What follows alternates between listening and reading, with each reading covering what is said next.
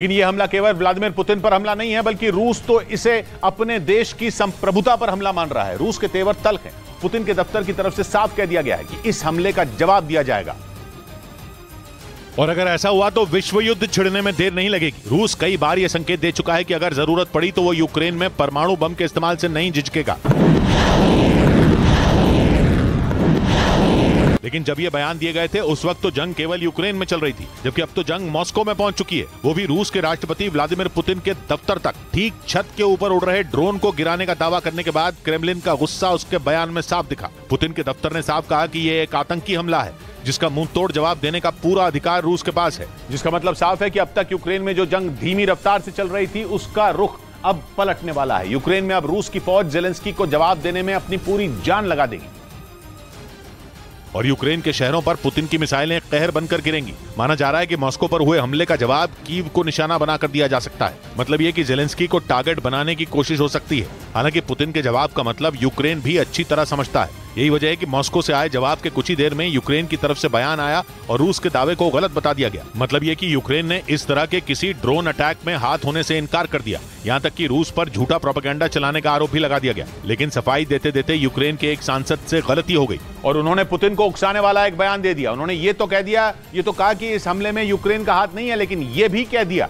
कि अगर पुतिन की मौत की खबर आएगी तो सुनकर उन्हें अच्छा लगेगा। यूक्रेन के सांसद का यह बयान पहले से लगी हुई आग में घी डालने का काम करने वाला है। ऊपर से जेलेंस्की के बयान ने तो तय कर दिया कि अब कुछ बहुत बड़ा होने वाला है।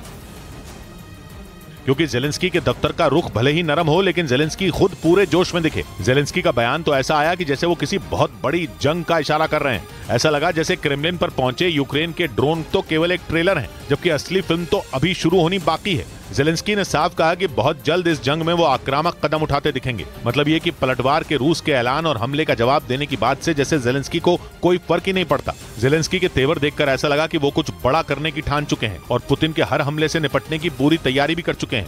एक और ब्रेकिंग न्यूज आ रही है यूक्रेन की राजधानी कीव से। मॉस्को में पुतिन पर हुए हमले के बाद वहां लगातार खतरे के सायरन बजने शुरू हो गए हैं, जिसका मतलब है कि वहां कभी भी मिसाइलों से हमला हो सकता है, जिसकी वजह से शहर में भगदड़ मची हुई है। लोग इस बात से डरे हुए हैं कि मॉस्को में हुए हमले से बौखलाए पुतिन कभी भी वहां सबसे बड़ा अटैक कर सकते हैं और अपनी जान बचाने के लिए कीव में लोग इधर उधर भाग रहे हैं।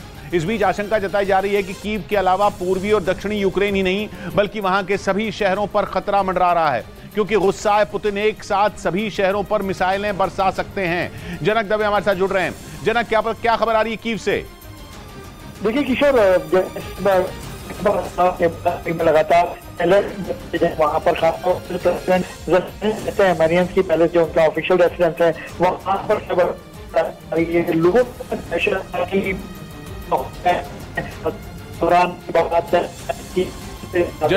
जनक सिग्नल की प्रॉब्लम आ रही है, आपकी आवाज साफ नहीं आ रही है। लेकिन खबर ये, जैसे जनक ने बताया कि वहां पर बहुत भगदड़ की स्थिति है। कीव में खतरे की सायरन बज